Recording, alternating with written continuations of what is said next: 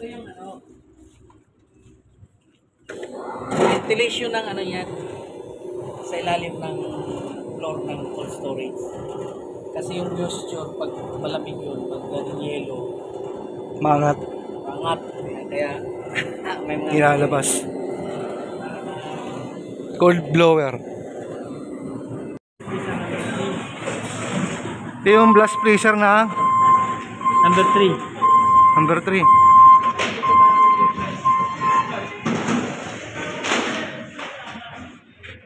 Yung pinaka-freezer, sir.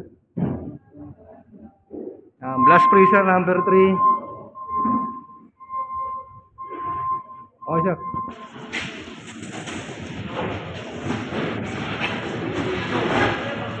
Yung blast freezer number 2 para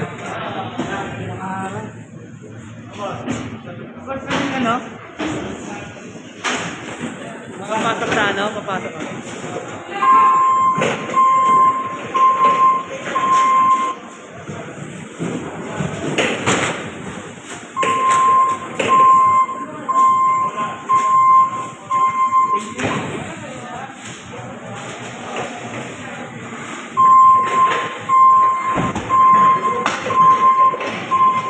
may laman. Blast freezer number. Enjoy ito na. Freezer number 1.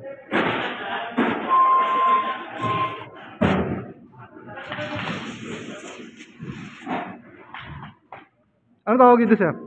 Ayan yung evaporator fan niya. Bali yung 1 lang yung merong evaporator fan, yung dalawa. Meron yung meron din yun. So yung blast freezer number 2 tsaka 3, may evaporator fan kaso nasa taas. Etong number 1, tatlong evaporator fan din bawat isang blast freezer. Yan. Evaporator fan. 3 piraso kada isang blast freezer. Philcoil yung brand. Nasa ibabaw, evaporator fan ng hallway. mga hallway. Ilan yan, sir? Bawat huli meron yan. Bakit yan dito?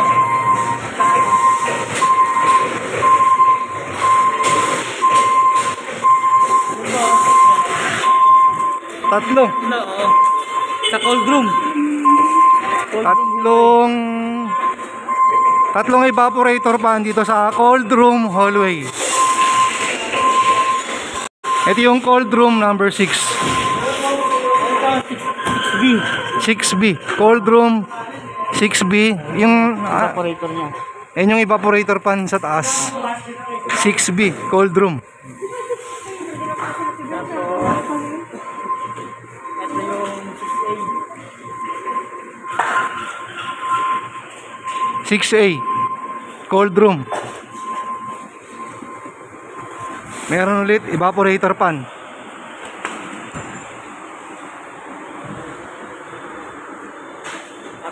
Bawat cold room may mga ganyan, 4 na piraso. So ano pala to? Kada cold room may 4 na pirasong evaporator fan. 4 dyan sama lang sa yada lang sa isang panel. 6 na cold room. Bali 12, sir, 12. 12 yung cold room, 4 na evaporator fan. Dadaanin namin siya, pare-parehas lang naman para dire-diretso kami. Sige, sir, sundan kita. 5A.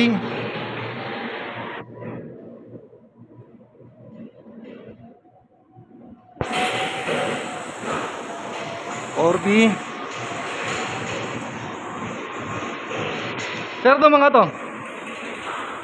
Yan yung mga mga monitoring niya, monitoring temperature niya. Monitoring temperature kada cold room. Oo, kada cold room. Kada cold room. Bali 12 rin yan. Manual yan. Ayan, sir. Dito yan, para dito yan. Sa hallway.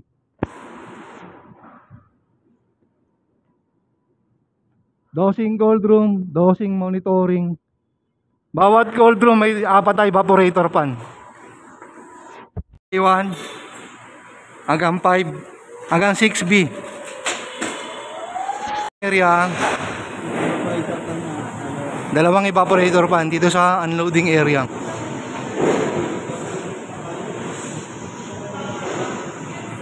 Air hydrant.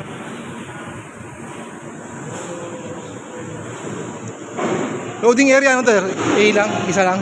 Oo. Lahat na to.